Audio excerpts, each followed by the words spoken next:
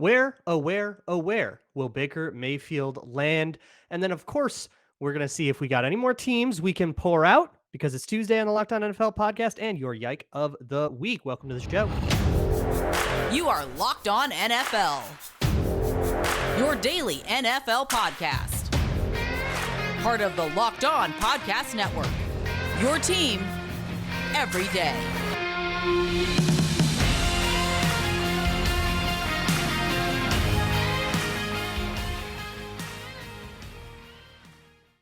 Hello, everybody, and welcome to the Locked On NFL podcast, part of the Locked On Podcast Network, your team every day. Thank you so much for making Locked On NFL your first listen of the day, each and every day. Filling in for Ross Jackson, who is currently, I'm going to assume, licking various wounds at Raymond James Stadium in Tampa Bay because he was at the Saints-Bucks game where the Saints had some catastrophic things happen. We'll get there. So filling in for Ross is Lauren Cox, my NFC North frenemy at Cox Rival. Rival, yeah. Yeah. Covers the Bears for Locked On Bears, and I do Locked On Vikings. So we're not going to talk about those teams much today, though, because we've got some news. The Carolina Panthers release Baker Mayfield, which, boy, I didn't see it going that bad.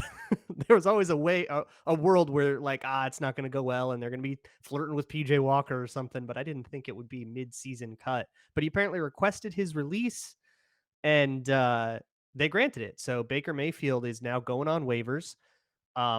If I believe, correct me if I'm wrong here, Lauren, his cap hit would not be too bad for a team that decides to claim him. And if it is, then he'll just go through waivers and somebody will claim him after and sign him to a different deal if they want. And it feels like there's a whole bunch of teams that could really use a guy as good as Baker Mayfield, even though we're not that high on Baker Mayfield as a nation. Where do you think would be the best place for Baker Mayfield to end up in the NFL? Yeah, I think it's such interesting timing with him, right? I have to think his agent looks around and sees, okay, the Jets are rolling with a backup quarterback. The Colts just got shellacked, and maybe they could look for something there. You've got, the Ravens have Lamar Jackson now week to week with a knee injury. You've got Matthew Stafford on injured reserve, Jimmy Garoppolo on injured reserve. Like all around the league, you start looking around and say, there's, you don't know exactly who's going to want Baker Mayfield, but there's a lot of good options there. I think if you're Baker, you're holding out hope for San Francisco, right? That's the best. That's Sure. the best case scenario for you. The best supporting cast, maybe the best offensive system for your skill set, the place where you can go. And there are people that maybe tongue in cheek are saying, how funny would it be if Baker goes there and wins a Super Bowl even? So, that's the best case scenario if you're Baker. But we heard Kyle Shanahan say on Monday that, he's like, that'd be news to me if we're bringing in Baker Mayfield. He kind of hinted that they like where they are with Brock Purdy, aka Big Blank Brock, as they're calling him nowadays. So Big Rock Brock? yeah, not Big, an R. Big thing of that Clock word, Brock? yes, Big Sock. The family friendly Brock. show. Big Yes. Sock. Because if he's got big socks, Doc. then he's got big shoes to fill there. But then if you take the Niners out of the mix there, then it's anywhere is going to be better for him than Carolina at this point in other teams, other than the Texans. Yeah. That's anything's going to be better. So can you get a couple of cheeky wins with the Rams in a decent offensive system for you and build some value for yourself heading into free agency? That seems to be a more realistic path, unless he just sits out the rest of the year and goes through the QB carousel again next offseason.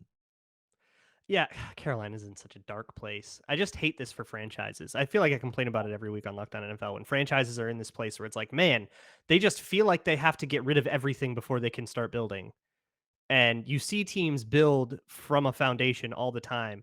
But I've been disparaging your Bears a lot over this, the Texans, the Panthers. It's just, okay, time to try to be good now. But they've just been in this horrible hellscape for so long. But here's the two teams that jump out to me. I think the Rams are interesting because, Stafford on IR, and how do they feel about John Wolford? And can they maybe try to make a season out of this, try to sneak into the playoffs? But the thing is, they're sitting at 3-9. I don't know if I'm just let your cap roll over at that point. It's done. And, never say die until you're mathematically eliminated, right? We're not dead yet, Aaron Rodgers, that whole thing, but that it's difficult to justify for me, like buying into Baker Mayfield from where the Rams are at. But here's a team that I see some potential for this in the New York Jets. And maybe they're just at the front of my mind because my Vikings just played them, but they're having QB problems, right? I don't know how much they believe in Zach Wilson. They seem to believe in like Mike White, but I don't know. Do we think Baker Mayfield could improve upon Mike White? Feels like he's got a little bit more of a ceiling there. And the Jets are in a genuine playoff push. It's not like the Rams where they need to win out and get a crap load of help. It's, the Jets are basically hovering on the bubble of the AFC playoffs. So that sort of infusion of a quarterback talent feels like it could be a good move to me. I think the fit is obvious. It would be nice for him. I mean, after the San Francisco 49ers, it's probably the next best supporting cast of all the teams that we mentioned. And, Exactly. it's Good O-line, Garrett Wilson, Elijah Moore. and Yeah, brother of LaFleur, so a similar style of offensive system that seems to be quite quarterback friendly. And for Baker, rolling him out and getting him out of the pocket and some movement there. But we've heard Robert Saleh say the plan is to go back to Zach Wilson at some point and just try and work him through the yips. I certainly don't believe in Mike White as a long term option there, but it seems like going after somebody like Baker signals something larger. And I don't know that do they want to send that message of like, oh, we're really going all in on not Zach Wilson, whereas it seems the have they message not already? well, the message seems to be like we're gonna pause on Zach Wilson and come back to that once he settles down a little bit and maybe learns a few lessons here and there. But it's not supposed to be publicly, quote unquote, not supposed to be totally moving away from him. It's just we're gonna see other people for a little while and then get back together. Our relationship is on a Sure. break, but we're not breaking up. We've all heard that. We've all seen that episode of Friends. But like Baker Mayfield like a new boyfriend, and it's like, well, you're not supposed to get a new Yeah, boyfriend. You're just supposed to date Mike White for a little while and then come back to Zach Wilson. just good. Dave, don't go get a quarterback that's so sexy you might want to leave Zach Wilson forever. Don't do The that. the irony of going to an older, sexier option for Zach Wilson, that seems to be more Yeah, what he likes little to go to. experience, knows what he's Yeah. doing. Uh, and the irony would not be lost on any of us too of it being the Jets of all teams that get another 2018 quarterback in the room, as Baker Mayfield and Sam Darnold have had this weird like do-si-do relationship as they bounce across the league. Um, yeah, I don't know if they are giving up on Zach Wilson and they're just giving us lip service, or if they genuinely are doing, because I mean that's been the line, right? Is, oh, it's a reset. We just need him to work on his fundamentals, blah blah blah. But that's not a good sign.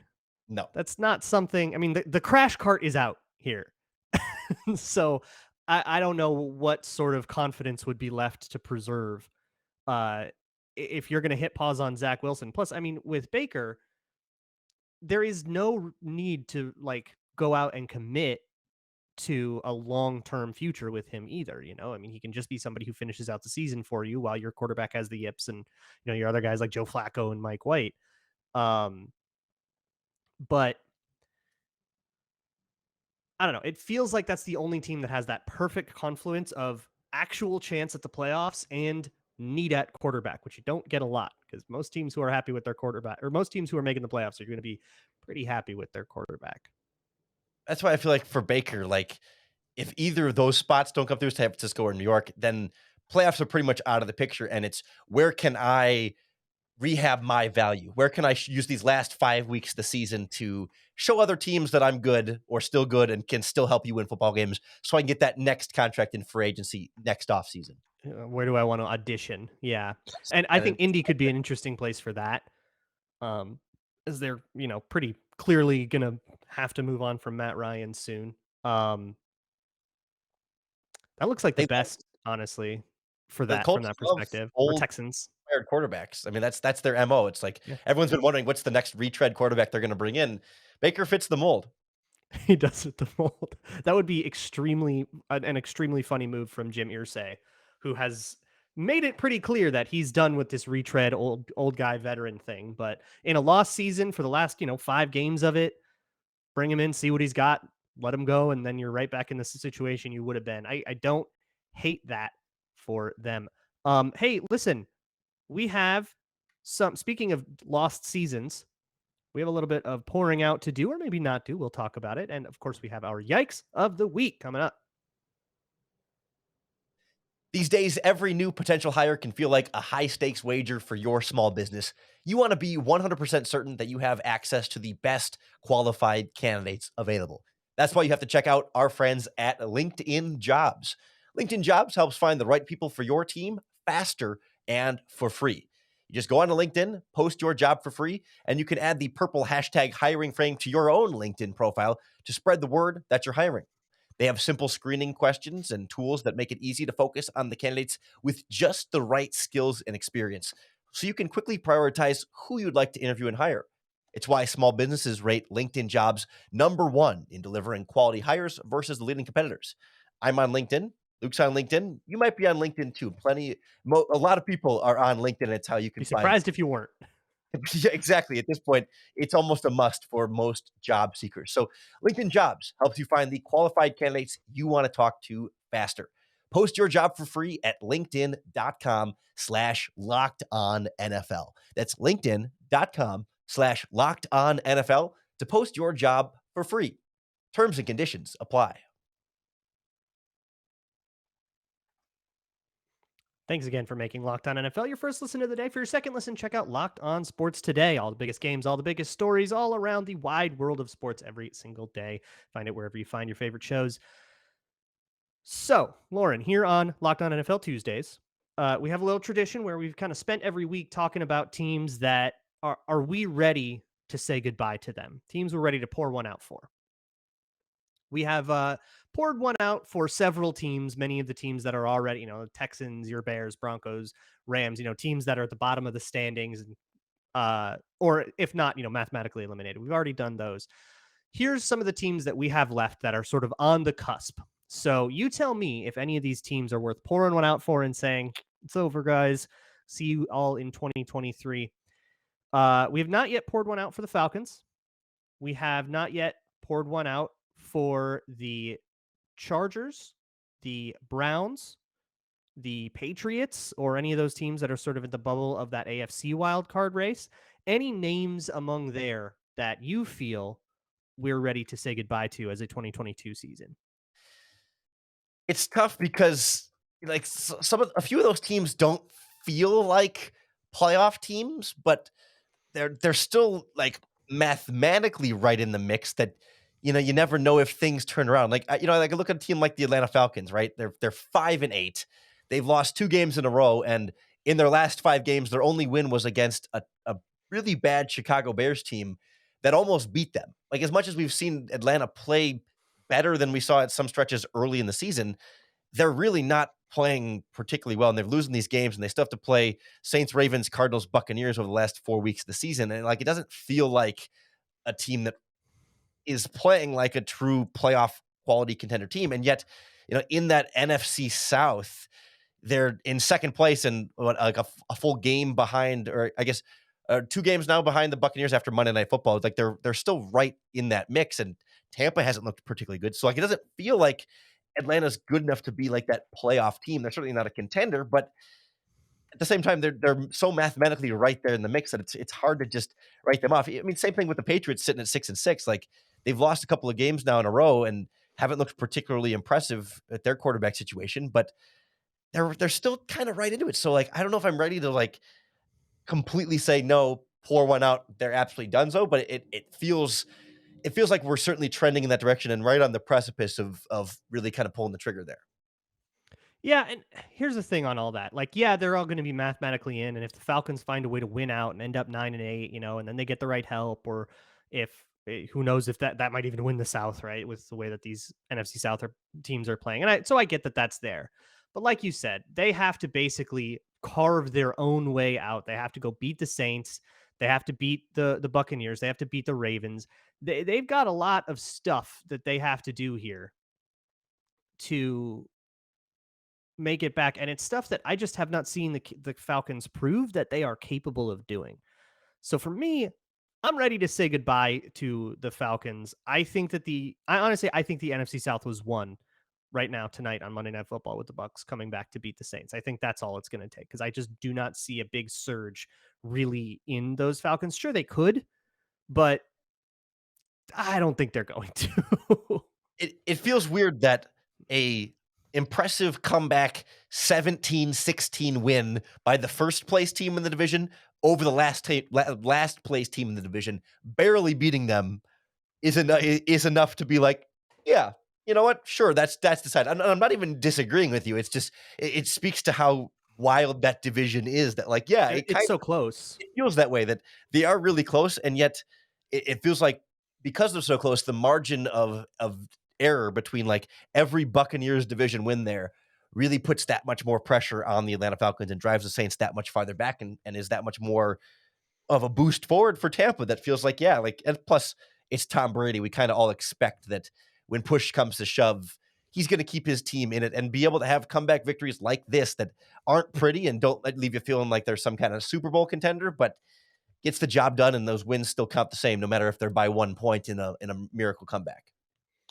So if you're Dallas, and by the way, we have that's it for the NFC South. That's basically me saying I think the NFC South got one because we have already poured one out for the Saints. Ross did that weeks ago, and the Panthers have been long gone. But so if you're Dallas, who is looking at a clean path to the 5 seed, right? Unless they can actually win their division and maybe go get up into a home game. But if you're Dallas, you're looking at traveling to Tampa Bay and playing that Bucks team that can make something happen, even if you've kicked their butts up and down the field on offense all week. And then, 3 minutes to go, down 2 scores, 16-3. They haven't done anything, and suddenly they can explode and beat you. I don't know. How do you feel about that Tampa Bay team as your first matchup going to play on the road there for Wild Card Weekend? Yeah, I wonder if Dallas might be double-digit road favorites by that point, or at least touchdown road favorites in that situation. If Dallas is finishes what, 12-5 or 13-4, depending on how Yeah. these final few games go. I mean, they played Houston and Jacksonville among Yeah. their remaining games, so there's going to be a few more wins on their schedule. Like, it feels to me like Dallas might even be close to the second best team in the NFC as the 5th seed with Jimmy Garoppolo out for San Francisco. And we don't need to get into are the Vikings that good debate in this platform. Like, the Dallas is in that conversation with them as like second best team. And so, yeah, I'm always scared of Tom Brady in any situation in the playoffs, but like that's as far as Dallas goes, that's the best 5 seed you're scared to face in the playoffs in maybe the last, I don't have a list of 5 seeds in front of me, but it feels like as dominant of a 5 seed as we're projecting as we've seen in years in the playoffs. Kind of reminds me of that one year. I want to say it was 2008 when Chris Johnson and the Titans, Yeah. Chris Johnson, CJ2K, and they won that division. And then you had Peyton Manning's Colts in the wild card round. Yeah. But that's how it goes. And I'm pretty sure I think the Colts may have actually lost that first game, because now you got to play on the road in the playoffs, even against the team you're better in.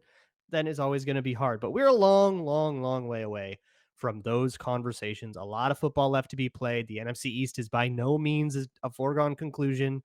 And there's still a couple of tough games, including a game between Dallas and Philadelphia that will have a ton of impact on this conversation.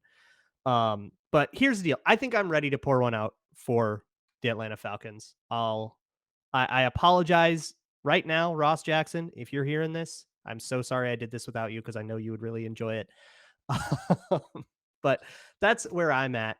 We still have to get to our yikes of the week. So, think about something that made you say yike, and we will just get one singular yike. Unlike that, or unyike. That's all it's worth. All the effort it's worth to you. So think about your yike, and we'll talk about it in a sec. I'll tell you, the opposite of a yike is some of the new podcasts coming out from Audible. They are putting out some really cool football content for you. And our episode of Locked On NFL is brought to you by our friends at Audible. They've got a slate of new football podcasts that we're sure you're going to love. And you'll be able to find them with a sneak peek of them on Locked On NFL right now, with a sneak peek of Block Forever. It's a brand new podcast from former NFL All-Pro Ryan Khalil and Audible. Khalil takes the conversation about football to the next level. He's giving you, the football fan, an insider's look at the game through the eyes of the greatest players and personalities of all time. He's sitting down with star players, coaches, former pros across the league to get real about what happens on the field and behind the scenes, taking you inside the locker room, into team meetings, and back at team hotels. You'll hear Christian McCaffrey talk about his love-hate relationship with fantasy football.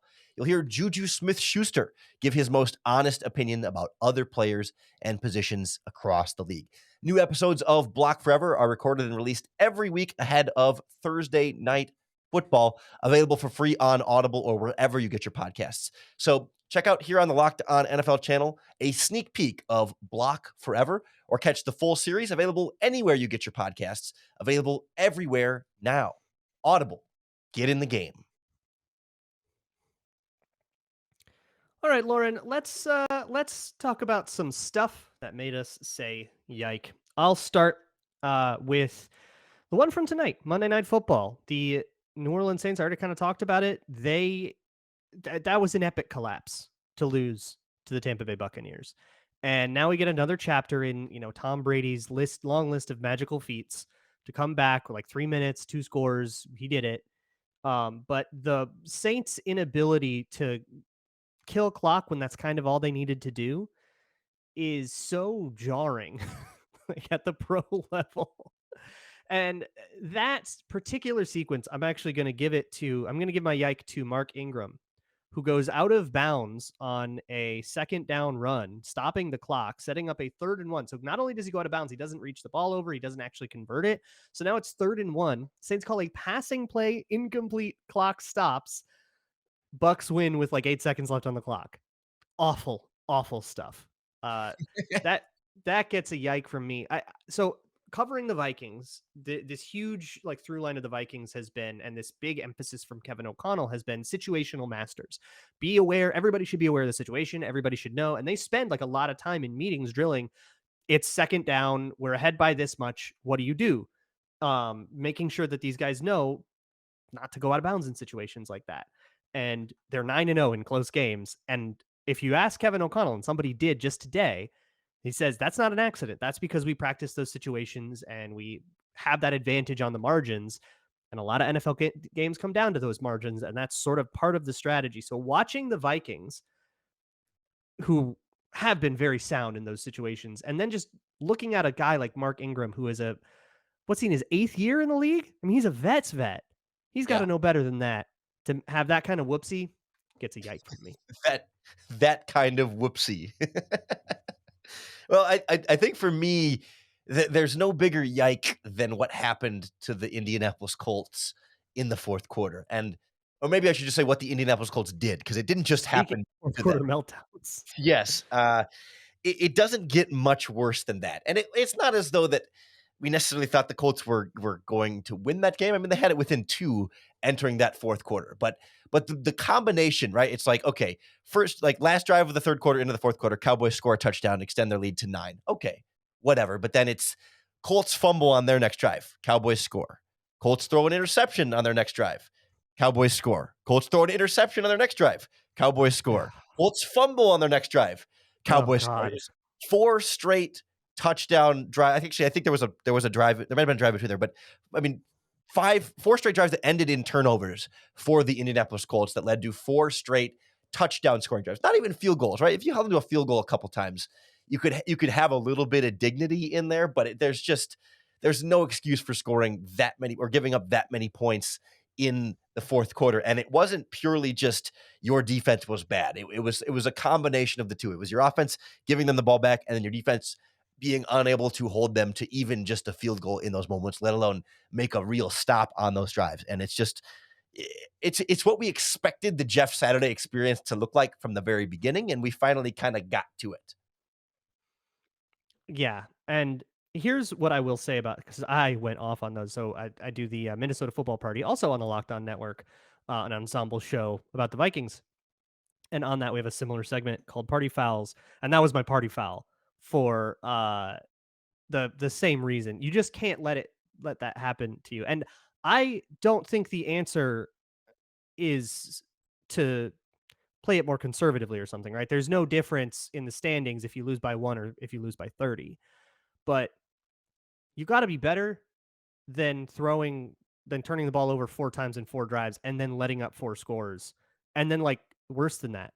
A lot of people dog the Vikings for losing to the Cowboys 40-3, and that's a bad game. That was a terrible showing. The Indianapolis Colts were 1 touchdown short of accomplishing that in a quarter. I've never seen such a disaster. It's like when you turn the difficulty settings too high on Madden, and you're like, "Oh my goodness, I don't know anything about what I'm doing." And that feels kinda like where Jeff Saturday is right now. It feels like after the either, maybe the first interception, like the second turnover is when your opponent has disconnected from the game and you just mute. They just quit. They Right. turned their PlayStation or their Xbox off and did not wanna play the rest of that quarter, and it was just like one after another, and it wasn't even like, like 3 plays into the drive. Like, a few of those turnover drives, it was like a 7-play drive, a 6-play drive, a 4-play drive, like, it wasn't just first play fumble, first play interception. Like, they would get a little something going, almost like, "Okay, Colts are climbing back a little bit, they're moving the ball a little bit," and then, "Nope, here we go again." And it was just, like Benny Hill music playing at Yeah. low volume in the background. I will say the one thing I can respect about this, so when you see a team getting blown out, a lot of times you'll see them sort of turtle up, and not that they'll start playing super conservatively, but they'll start kind of calling it vanilla. They'll put the twos in, they'll kind of start treating it like a preseason game, and I kind of get it. Hey, we're not going to win this game. Let's not show any of our other fun tricks or anything. Let's not show any other cards, and let's just start calling the staple plays that everybody already knows that we run, and work on our fundamentals a little bit or something. Like, let's use this last quarter to try to get some positive momentum going into next week so this game doesn't feel so bad. And that just is not what happened in that Colts game. They just kind of kept trying to push and push and push. Matt Ryan just kept trying to like push and push and push. And I kind of respect the never say die attitude of it. But man, It it felt like their suck defense, less. though, you know what I mean? Like, because what it was a couple of Maybe, breakaway yeah. runs in there, that Tony Pollard went a 30-yard touchdown run, and they let Malik Yeah. Davis break off a 23-yard touchdown run. Like, you're right, their offense was still firing downfield and trying to get some kind of points and have some pride in not just rolling over and handing the ball off 3 times and punting, but, like, man, that defense looked like just a sorry group of. I mean, they were trying, but they just were just like you said, it was like a Madden. You turn on Madden at too high of a difficulty, and they just have no answers. Yeah. Very rough times for some teams. The playoff picture is, I feel like, a lot more solid than it usually is by this time of year. Usually we've got, you've got your teams that have sort of super fallen away, but there's still like 11 teams in each conference that could make the playoffs. And I feel like we're down to like the top 8 in both conferences. And it's like, all right, somebody's probably going to be 9-8 and not make it here. We'll see who that is. But otherwise, this whole NFC South, we kind of know only one team's coming out of there. The Rams are gone. The Colts are gone. All these teams are totally gone. We poured out quite a few teams here on the Locked On NFL podcast. Don't forget to check out Locked On Sports today after you're done listening to this. For Lauren Cox, I am Luke Braun. Thank you so much for tuning in to the Locked On NFL podcast, part of the Locked On Podcast Network, your team every day.